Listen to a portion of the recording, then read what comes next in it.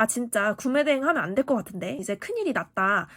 빠르게 성과를 내고 돈 벌기엔 이만한 게 없거든요. 안녕하세요, 여러분. 셀린양입니다. 최근에 제가 주위 사람들을 만나다 보면 정말 많이 물어보시는 질문이 있어 오늘 영상을 찍게 되었습니다. 바로 알리익스프레스에서 한국 진출을 공격적으로 하겠다는 신호를 보내며 해외 구매 대행 시장에 대한 변화를 어떻게 생각하냐 많이들 물어보시더라고요. 제 유튜브를 보시는 분들도 온라인 사업에 관심이 있거나 부업을 통해 수익을 얻고 싶으신 분들이 대부분이실 것 같아요. 그래서 이 주제에 관해 궁금해 하시는 분들이 계실 것 같아서 오늘은 여러분들에게 이런 시장 변화에 대한 생각을 얘기해 보려고 합니다. 먼저 결론부터 말씀드리자면 알리익스프레스가 들어오면 이용자는 많아지겠죠. 아예 타격이 하나도 없진 않을 겁니다. 그렇지만 온라인 판매에서 아직까지 초보자가 진입하기에 여러 요소들을 살펴봤을 때 구매 대행 이것만한 건 없을 거다라는 게 제 생각이에요. 이거는 제가 지금 구매 대행도 하고 국내 위탁도 하고 사입도 하면서 항상 초보자였을 때 들어가기 어떤 게 가장 쉬웠을까 이런 생각을 종종 하거든요. 저는 이 얘기를 주위에서 하면서 걱정을 굉장히 많이 할 때 좀 신기했어요. 왜냐하면 알리익스프레스 같은 해외 직구 이런 사이트에서 국내로 들어오려는 시도는 사실상 찾아보면 항상 있었고 그때마다 이런 우려와 걱정이 있었지만 계속해서 구매 대행하는 사람도 있었고 돈을 벌어가는 사람들도 있었거든요. 어떻게 보면 이것 때문에 걱정을 하는 분들은 지금 막 시작해서 매출이 잘 나오지 않는 분들이 주로 이런 걱정을 하시는 것 같아요. 이해는 해요. 왜냐하면 초조하실 거예요. 내가 돈을 벌려고 일을 해보려고 하는데 주위에서 안 좋은 소리가 들리고 그러니까 더욱 걱정만 되는 거죠. 거기다가 두려움도 점점 커지고요. 그러다 보면 이제 생각은 점차 내가 안 하는 이유가 아닌 못 하는 이유를 찾게 되면서 아, 진짜 구매 대행하면 안 될 것 같은데 이런 생각을 하시는 것 같더라고요. 심지어 하고 계시는 분들도 조금만 더 꾸준히 하면 잘 하실 수 있는데도 도중에 포기하시는 분들을 봐서 좀 안타까웠어요. 그런데요, 어떤 일을 할 때 안 되는 이유를 찾기보다는 되는 이유를 찾아가는 과정을 거쳐야 한다고 생각해요. 좌절하는 상황이 있더라도 해봐야지, 해결책이 있겠지 라고 생각을 전환하셔서 끊임없이 노력하는 분들은 결국 어느 시장에 가셔서도 살아남습니다.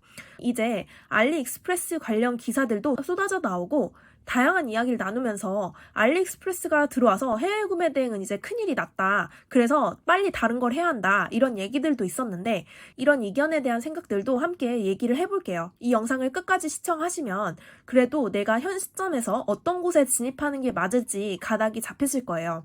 먼저 알리익스프레스가 들어오면 해외 구매 대행이 타격이 있을 거다라고 말씀하시는데 어느 정도 이건 맞습니다. 그런데 이 얘기를 하시는 분들에게 왜 그렇게 생각하냐라고 물어보면 알리익스프레스가 너무 저렴한데 굳이 그걸 우리에게 사양하는 이유가 있냐 이거죠. 한마디로 최저가에서 이기지 못한다 이 얘기를 하시는 건데요.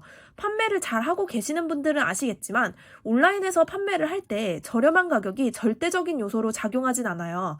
그 상품이 가장 저렴하다고 해서 고객이 무조건 그 상품을 구매하지는 않는다는 거죠. 자, 당장 우리의 최근 한 달 동안의 소비를 떠올려 볼게요.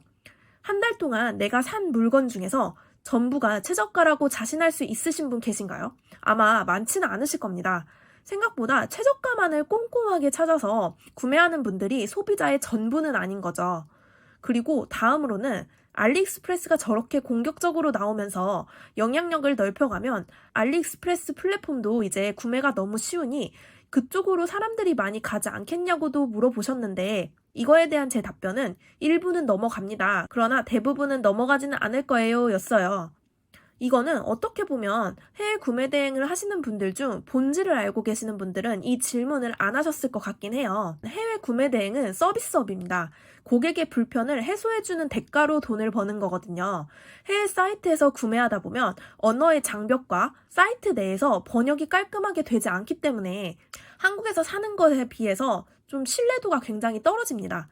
구매자의 입장에서도 해외 플랫폼이라는 걸 이미 알기 때문에 내가 여기서 사기를 당하는 건 아닐지 심리적인 장벽이 어마어마하고요. 거기다가 해외는 플랫폼을 잘못 찾으면 사기도 종종 있습니다. 그리고 입력해야 하는 것도 많은데 통관번호나 이런 것도 괜히 내가 잘 모르는 해외 사이트에 입력해서 문제가 발생하는 거 아닐지 걱정하시는 분들도 상당히 많아요. 저도 직구를 종종 하는데 어쩔 땐 진짜 그냥 대행 서비스를 이용하는 게 낫지 내가 굳이 하는 건 시간 낭비다라고 생각하는 요소들이 꽤 많아요. 그렇기 때문에 해외 구매 대행으로 물건을 구매하시는 고객분들은 불편한 걸 싫어하고 두려움이 크고 변화를 좋아하지는 않는 이런 분들께 판매를 하는 것이 대다수여서 이런 고객들이 이미 중국 사이트인 알리익스프레스로 가실 확률이 높진 않겠죠. 자, 마지막으로 초보자가 하기엔 어려운 것 같아서 해외 구매 대행 접는 거 좋다 이거예요. 그럴 수 있거든요.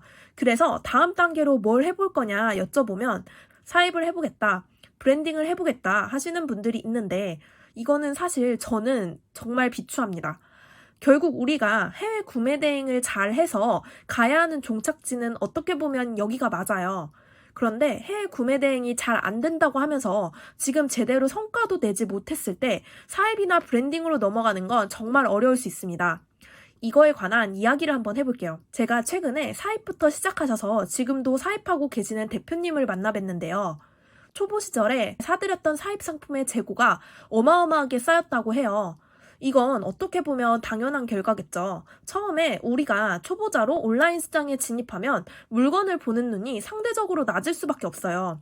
그뿐만 아니라 온라인 판매에 대한 기본적인 본질을 공부하기도 어렵겠죠. 그래서 해외 구매 대행 같이 재고가 남지 않는 온라인 판매로 어떤 상품이 팔리는지 알고 여러 가지 대처를 어떻게 해야 할지 경험도 해보는 거잖아요. 온라인 판매에 대한 레벨을 차근차근 높여가는 거죠. 그리고 재고가 남으면 이것도 다 돈인 거 아시죠? 만약 소자본으로 해보겠다. 그리고 나는 몇백만 원쯤의 리스크는 감당할 수 있다고 하시면 해보는 거 권유드리지만 대량으로 사입하는 거는 웬만해서는 리스크가 커서 권유드리지 않아요. 다음으로 브랜딩에 대한 얘기를 많이 하시는데요. 자, 브랜딩의 영역은 앞서 말했던 사입의 영역보다 리스크가 더 크고 어렵습니다.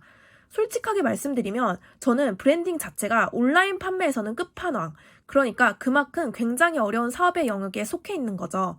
브랜딩을 잘하기 위해선 법적인 문제부터 생각해서 업체를 찾고 잘 팔기 위해 공부하고 하는 것들에 어마어마하게 시간이 들어갑니다. 그리고 브랜딩이 뭘까요?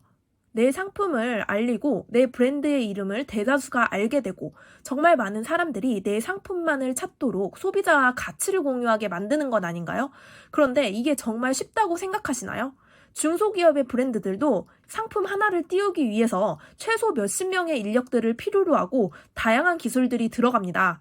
그렇기 때문에 저는 초보자는 더더욱 이 영역으로 들어가긴 쉽지 않다고 봐요.